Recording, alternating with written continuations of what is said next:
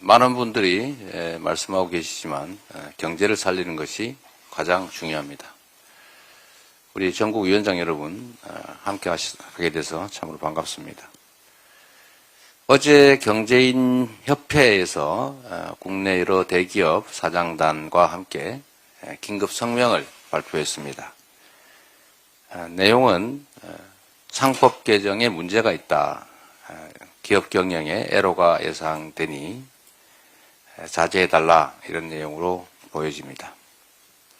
그런데 한편으로 개인 투자자들, 소액 투자자들은 신속한 상법 개정을 강력하게 요구하고 있습니다. 구체적으로 2015년에 삼성물산 합병, 또 2021년에 LG화학의 물적 분할, 2024년에 SK이노베이션 합병, 그리고 두산밥캣 포괄적 주식 교환, 이런 사례들을 통해서 소액 주주들의 실질적 가치를 훼손하는 일이 계속 벌어지고 있습니다. 우량주인 줄 알고 샀는데 이런 여러 가지 기술 발휘를 통해서 갑자기 우량주가 불량주로 전락하니 주식시장에 대한 신뢰가 생길 수가 있겠습니까? 지배경영권 남용으로 인한 주식시장의 악화를 더 이상 방치할 수 없다는 국민적 여론도 분명히 있습니다. 그런데 일방적으로 주장하고 또 다툴 것이 아니라 우리 국민들이 지켜보는 가운데 공개적 토론을 통해서 과연 누구 주장이 옳은지 또는 쌍방의 주장을 통합해서 합리적인 결론에 이를 방법은 없는지를 토론해 볼 필요가 있겠습니다. 그래서 오늘 상법 개정과 관련된 양측의 양 입장의 공개 토론을 제가 제안드립니다. 우리 민주당이 제가 직접 토론을 함께 참여해 보고 또 정책위 의장 등을 포함한 쌍방의 입장들을 다 취합해 본 다음에 우리 당의 입장을 확실하게 정리하도록 하겠습니다. 저는 언제나 그렇게 믿습니다. 사람이 만든 문제는 사람이 해결할 수 있다. 우리 사회에 소액 투자자들을 보호해야 된다는 점에 반대할 사람은 없습니다. 다만 그 방법을 두고 어떤 길로 가야 될지에 이론이 있을 뿐입니다. 얼마든지 타협할 수 있고 합리적 방안을 찾을 수 있다고 보니까 우리 기업계에서도 또 투자자 측에서도 신속하게 이 공개 토론에 응해 주시길 부탁드립니다. 삼권 분립, 이것은 민주공화국 대한민국의 가장 중요한 기본 질서입니다. 특히 이 중에서도 사법부의 독립성 보장이야말로 민주주의와 법치주의의 가장 근간입니다. 행정부와 입법부 내 정치 세력이 다툰다고 할지라도 사법부의 독립성은 철저히 보장되어야 됩니다. 저는 헌법에 따라서 민주주의와 인권을 지켜온 대한민국 사법부를 믿습니다.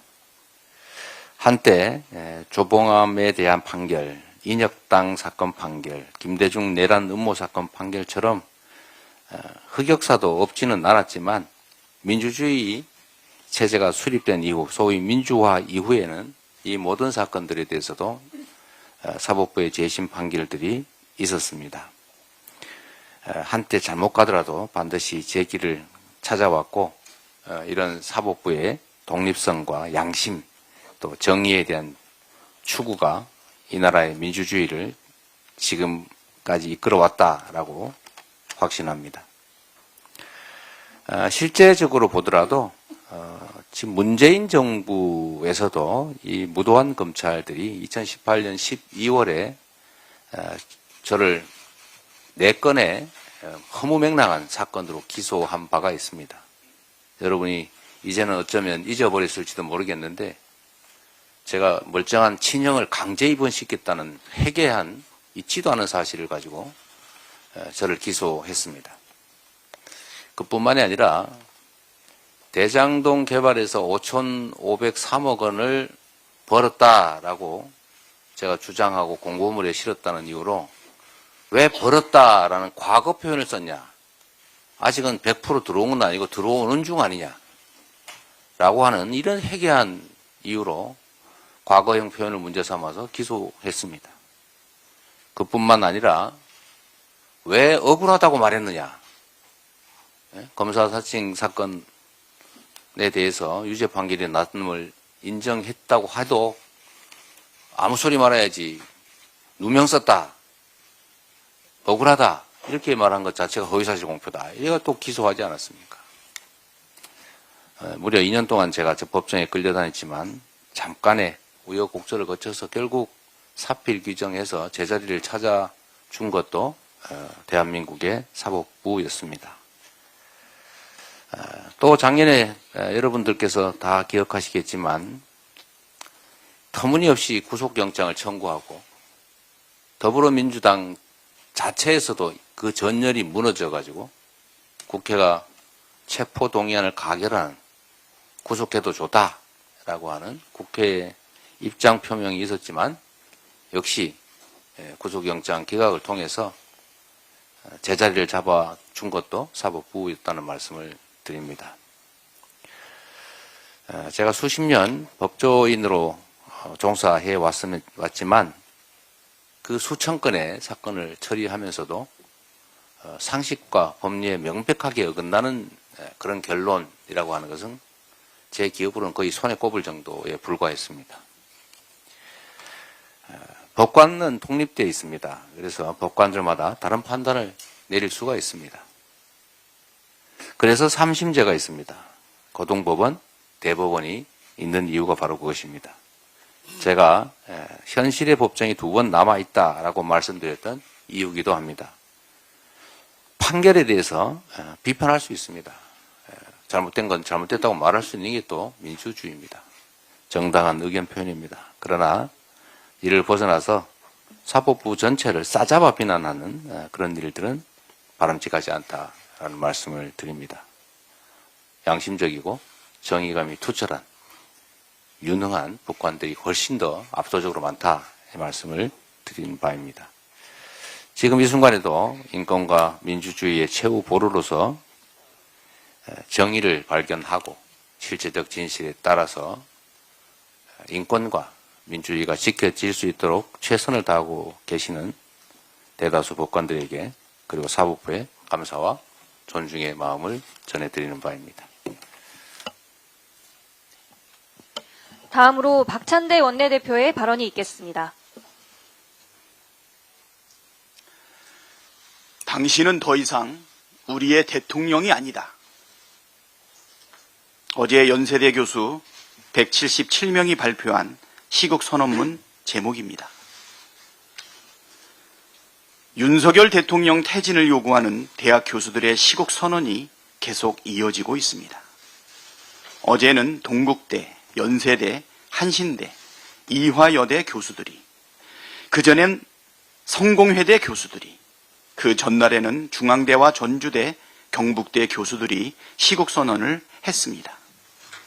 지금까지 시국선언을 발표한 대학이 전국적으로 60곳을 넘었습니다. 한국작가회의 소속 작가 1056명도 지난 18일 대통령 퇴진을 촉구하는 시국선언을 했습니다. 한국작가회의 작가들의 시국선언은 50년 전 유신에 항거했던 100일 선언의 뜻을 잇고 있다고 밝히고 있습니다. 하루하루 들불처럼 번져가는 시국선언은 지금 대한민국이 얼마나 심각한 민주주의 위기 상황을 맞이하고 있는지를 극명하게 보여주고 있습니다. 그렇기에 군사 독재 정권의 저항에 민주화를 요구했던 대학 교수들과 문인들이 다시 저항하고 있는 것 아니겠습니까? 어묵했던 시절 교수들을 비롯한 각계의 시국 선언은 불의한 정권을 심판하는 도화선이 되었습니다. 윤석열 대통령은 정권이 처한 상황의 엄중함을 깨닫고 김건희 특검법을 수용하기 바랍니다.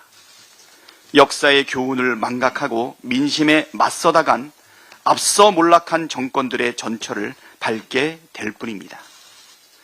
윤석열 대통령이 해외 순방하느라 미처 살피지 못한 것 같아 시국선언 일부라도 대신 전해드립니다.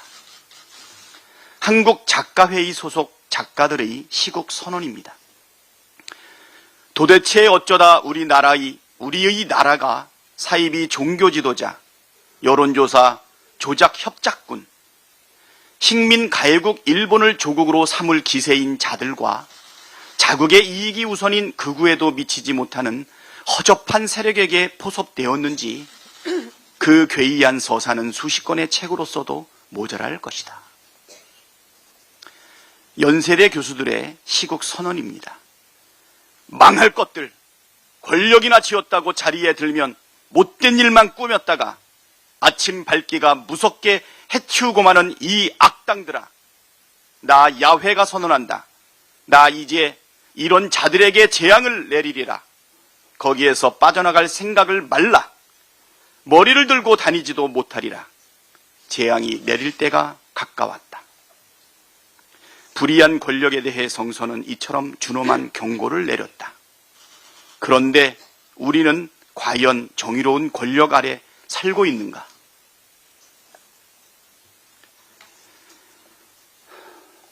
군 검찰이 박정훈 전 해병대 수사단장에게 징역 3년을 구형했습니다.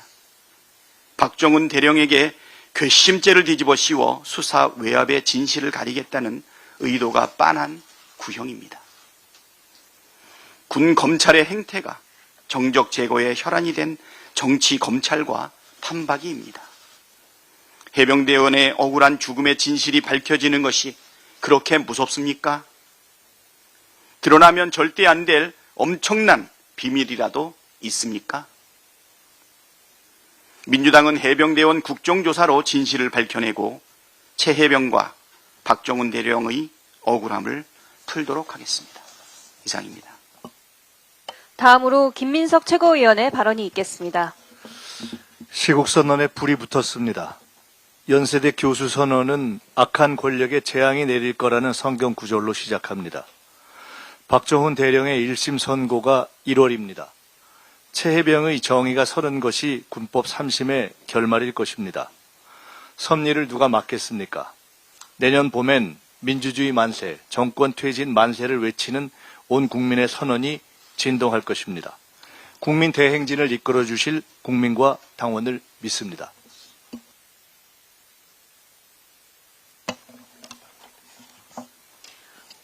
다음으로 전현희 최고위원의 발언이 있겠습니다.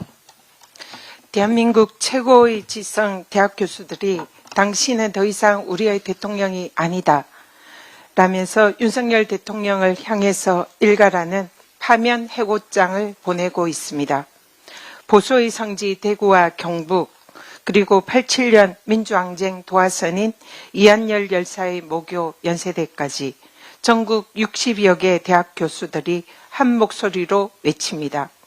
윤석열 대통령은 국민 주권의 외침이 거리를 메우기 전에 탄핵의 바람이 거세게 휘몰아치기 전에 스스로 물러나라.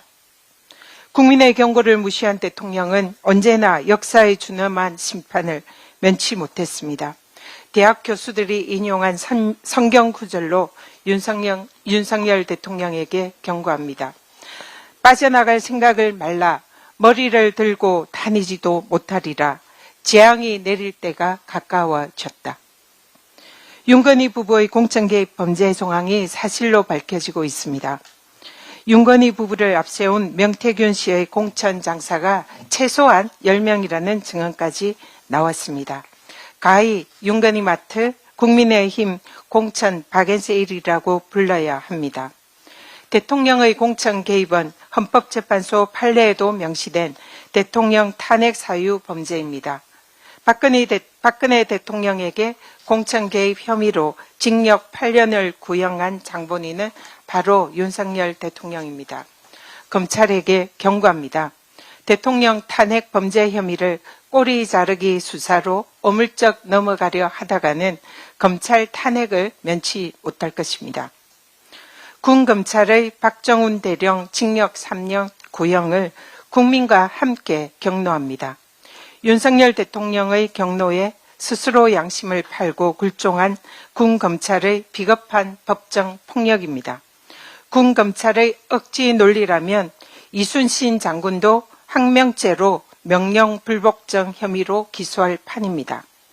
제3자 최혜병 특검을 약속한 한동훈 대표는 일말의 양심이라도 남아있다면 최혜병 국정조사에 적극 협조하십시오. 정의로운 참군인 박정훈 대령은 반드시 승리할 것입니다. 더불어민주당이 끝까지 함께 하겠습니다. 필승! 다음으로 한준호 최고위원의 발언이 있겠습니다. 네, 사법부를 존중합니다. 하지만 지난주 이재명 대표의 공직선거법 사건 1심 판결을 보면 도저히 좀 수긍하기 어려운 부분이 있습니다. 당시 재판부가 왜 대법원 전원 합의체 판결 취지를 따르지 않았는가 하는 부분입니다. 법률 최고 해석기관인 대법원은 이미 공직선거법 250조 1항의 대상이 되는 행위의 범위에 대해서 구체적인 기준을 제시하고 있습니다. 대법원은 헌법상 표현의 자유의 우월적 지위, 형벌법규 해석의 원칙에 비추어서 어느 범주에 속한다고 단정하기 어려운 표현인 경우에는 원칙적으로 의견이나 추상적 판단을 표명한 것으로 파악해야 한다. 또한 어떠한 표현이 공표된 사실의 내용, 전체의 취지를 살펴볼 때 중요한 부분에서 객관적 사실과 합치되는 경우에는 세부적으로 진실과 약간 차이가 나거나 다소 과장된 표현이 있더라도 이를 허위 사실의 공표라고 볼 수 없다라고 판시한 바 있습니다. 그런데 1심 재판부는 이를 사실상 무시한 판결을 내렸습니다. 판결문은 유권자에게 주는 인상을 여러 차례 언급하면서 판단의 기준으로 삼고 있습니다. 저는 이걸 오히려 판사 개인적인 시각을 투영해 검찰이 왜곡 날조한 기소 내용을 수용했다라고 보는 것이 더 자연스럽지 않을까 싶습니다. 다음 주 월요일 선고 예정인 위증교사 사건도 공직선거법 사건 못지않게 정치검찰의 왜곡과 날조가 심한 사건입니다. 이재명 대표와 김진성 간 전체 통화 내용을 자세히 들여다보면 김진석 씨가 KBS 측과 김병량 시장 사이에 고소 취소 협의를 이미 알고 있었다는 점을 확인할 수 있습니다. 2002년 최초로의 법정 증언으로 확인된 고소 취소 약속 자체는 부정했지만 약속이 이루어지기 전 단계이자 약속을 성사시키기 위해서 필요한 협의 사실은 부정하지 않았습니다. 김진석 씨는 오히려 예예예 라면서 호응을 했고 누가 고소 취소 협의를 위해서 통화를 했느냐라는 질문에는 거기까지는 이라면서 누군가 연결되었을 텐데 그게 누군지는 모른다라고 말했습니다. 심지어 교감이 있었다고까지 하면서 고소 취소 협의 과정에서 있었던 긍정적인 인식과 기억을 표현했습니다. 그런데 검찰은 이 같은 김진성 씨의 발언 등을 쏙 빼고 통화 내용을 왜곡했습니다. 이재명 대표 변호인과의 전화통화에서도 김진성 씨는 교감이라는 똑같은 단어를 사용하면서 고소 취소 협의가 있었으나 직접 협의한 자가 누군지는 모른다는 취지로 동일하게 말합니다. 검찰이 수사기록 목록에도 써놓지 않고 사실상 숨겼던 녹음 파일이 바로 이 통화 내용입니다. 아울러 김진성 씨가 김병량 시장의 고소 대리인이자 수행비서로서 김 시장과 내밀한 사이였기에 이 협의 사실을 모를 수 없는 지위였던 점까지 감안한다면 김진성 씨에겐 고소 취소 협의에 대한 기억이 있었던 것이 분명합니다. 따라서 김진성 씨의 법정 진술 역시 기억에 반하는 허위 진술이라고 할 수 없어서 위증이 아니고 또 이재명 대표의 위증 교사죄도 성립되지 않을 것입니다. 오는 25일 법원에 현명하고 공정한 판단을 기대하겠습니다. 이상입니다. 다음으로 김병주 최고위원의 발언이 있겠습니다. 군 검찰이 기어코 박정훈 전 해병대 수사단장에게 징역 3년을 구형했습니다. 국가의 최후 보류라고 하는 군, 이러한 군의 사법체계마저 무너지고 있습니다. 너무나 분노스럽습니다. 군의 사법체계가 무너지면 군의 사기와 전투력 약화로 기결됩니다. 이 사건은 대통령의 외압 의혹과 연루되어 있습니다. 또 군 검사와 군 판사의 인사권을 가지고 있는 국방부 장관도 연루된 의혹이 있습니다. 그러니까 군 검찰이 진실을 왜곡하면서까지 대통령과 국방부 장관 방탄을 위해 항명죄 최고형을 구형한 것으로 보입니다. 애초 군 검찰은 박정훈 전 단장을 집단 항명 수괴죄로 수사관 임명을 항명죄로 입건한 바 있습니다. 군 검찰은 당시 이들 3명이 전화를 안 받았다는 이유로 집단 항명 수괴죄와 항명죄를 적용했습니다. 역대급 코미디입니다. 이런 비상식적인 수사에 국민적 공분이 일자 군 검찰은 슬그머니 박정훈 대령에 대한 집단 항명 수괴죄를 항명죄로 낮추고 수사관 임명은 사건에서 배제했습니다. 이처럼 그동안 군 검찰의 형태는 억지 중의 억지, 베스트 오브 억지였습니다. 특히 항명죄 최고형 구형은 앞으로 용산 눈치만 봐가며 행동하라는 정군을 향한 압박이자 협박으로 읽혀집니다. 박정훈 전 수사단장은 법과 규정에 따라 진실을 밝히기 위해 노력했을 뿐입니다. 군의 투명성과 공정성을 지키기 위한 행동입니다. 이러한 정당한 수사가 어떻게 항명으로 둔갑할 수 있다는 말입니까? 무서워서 앞으로 제대로 군생활을 할 수 있겠습니까? 이번 군 검찰의 비상식적인 구형은 국민의 불신만 높일 뿐입니다. 상식적인 수사를 위한 국정조사와 공정한 수사를 위한 특검만이 유일한 해법입니다. 민주당은 박정훈 전 수사단장과 함께 정의가 살아있음을 증명하겠습니다. 일본 정부가 사도광산을 세계유산으로 등재하면서 추도식을 약속한 바가 있습니다. 그러나 이번 주말에 예정된 추도식은 민간 행사로 격이 낮아졌습니다. 일본 정부가 약속했다면 정부가 주관해 추도식을 치르는 게 상식적이고 책임 있는 모습입니다. 게다가 강제징용에 대한 반성이나 사과도 없습니다. 이런 일본의 정부의 태도는 역사적 진실을 외면하고 강제징용 피해자와 그 유족의 아픔을 무시하는 처사입니다. 매우 유감입니다. 이런 일본 정부의 태도에 아무 말 못하고 있는 윤석열 정권은 도대체 어느 나라 정부입니까? 중요한 건 일본의 마음, 중일마 때문입니까? 윤석열 정권이 강력한 외교적 대응으로 항의하지 않는다면 중일마 발언은 실수가 아닌 진심이라는 걸 다시 한번 입증하는 것이라 다름없습니다. 민주당은 일본 정부의 역사 왜곡과 반성 없는 태도에 대해 강력히 규탄하며 윤석열 정부의 적극적인 문제 해결을 촉구합니다. 이상입니다. 다음으로 이현주 최고위원의 발언이 있겠습니다. 네, 아무쪼록 법원이 선거법 재판을 둘러싼 사정을 큰 틀에서 공정하게 봐주길 바랍니다. 개개의 사실관계는 변호인들이 다툴 것입니다.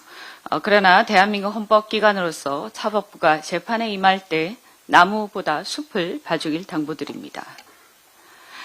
이 사건은 개개의 지방의원이나 국회의원의 선거법 위반 사건이 아니라 대한민국의 최고 국정 책임자인 대통령 선거에 관한 사건입니다. 당사자의 피선거권 문제도 있지만 그를 지지하고 기대하는 절반의 국민들의 참정권과 선택권을 보장하는 문제도 있습니다. 그리고 이미 그 대선이 끝난 지 3년이 다 되어가는 지금 차기 대선의 경쟁이 이미 시작되었는데 이제 와서 오래전에 발언을 두고 패자로부터 차기 대선에 출마할 기회를 원천 박탈하는 게 과연 합당한지 승자의 숱한 반칙은 당선되면 그만이라 눈감아버리고 패자의 반칙만 문제 삼는 것.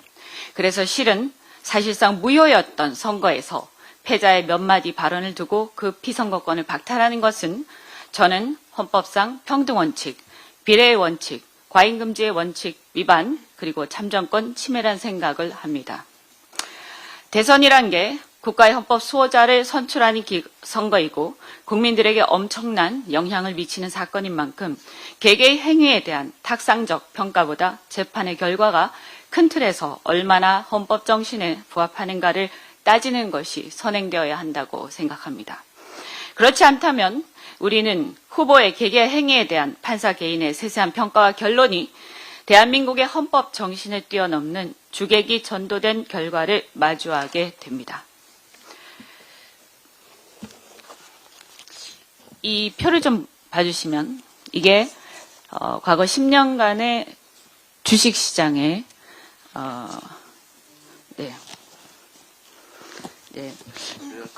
글로벌 주요 증시 연평균 수익률입니다. 미국에 비해서 우리가 6분의 1도 안 되고요. 대만에 비해서 5분의 1도 안 되고, 그리고 일본에 비해서도 3분의 1 정도밖에 안 됩니다. 심지어 중국보다 못합니다. 이런 상황이 어떻게 벌어졌다고 생각을 하십니까? 이런 상태에서 우리나라가 더 앞으로 나갈 수가 있겠습니까? 과거 우리나라는 추격자였습니다. 선진국에서 성공한 산업 모델을 열심히 쫓아가면 되었습니다. 국가가 주도하고 재벌이 중심이 된 산업 정책이 성공한 이유였습니다. 이제 우리나라가 선진국이 되어서 다른 선진국들과 같은 출발선상에서 경쟁하고 있습니다. 미래가 불확실해서 미리 알 수가 없고 이제는 보고 쫓아갈 나라가 없습니다. 재벌 1, 2세의 기업가 정신도 이제는 희미해져 가고 있습니다. 이제는 기업인들 스스로 모험을 감수하고 앞으로 나아가야 합니다. 선진국에서는 그럴 때 민간 자본시장의 집단지성이 움직입니다. 따라서 자본시장 주도 경제성장이 필요하다고 저는 생각합니다. 그런데 그 자본시장의 생태계가 공정하지 않아서 집단지성이 발전할 수 없고 발전할 수 없다면 그 나라는 선진국 문턱에서 주저앉을 수밖에 없습니다. 과거 추격자 모델로는 한계가 있기 때문입니다.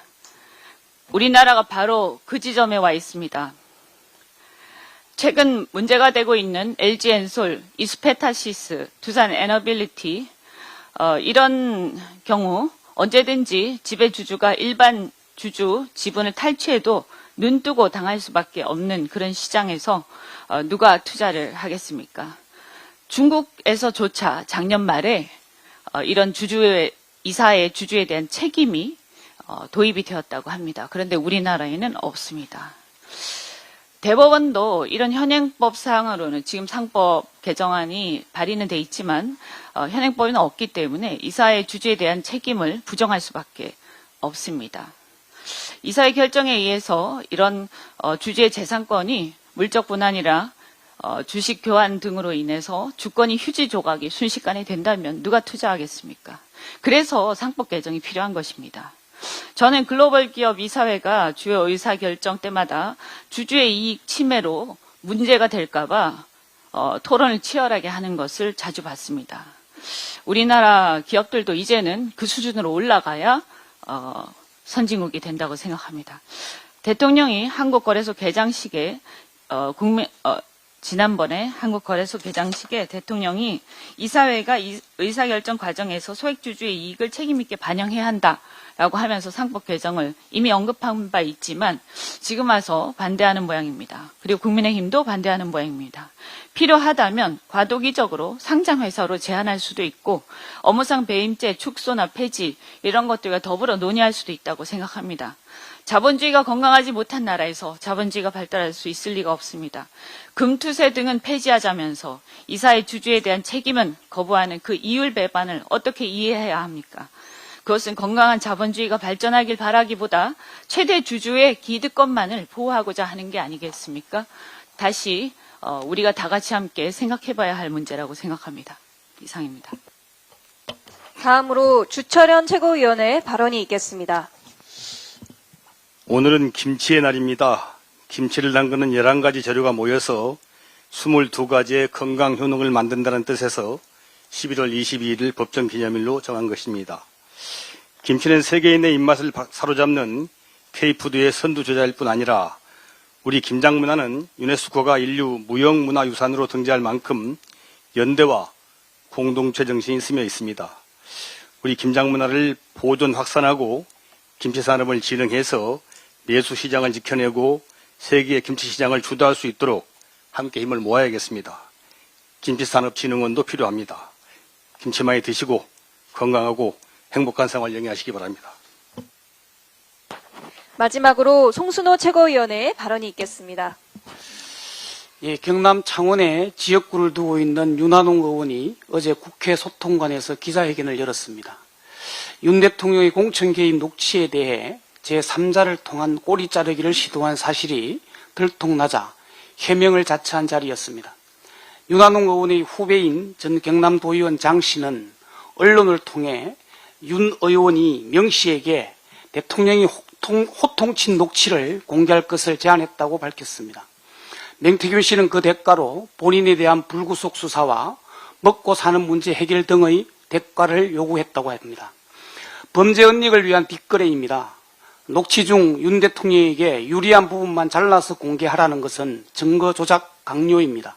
이는 명백한 범죄 행위이며 몸통을 보호하려는 꼬리 자르기입니다.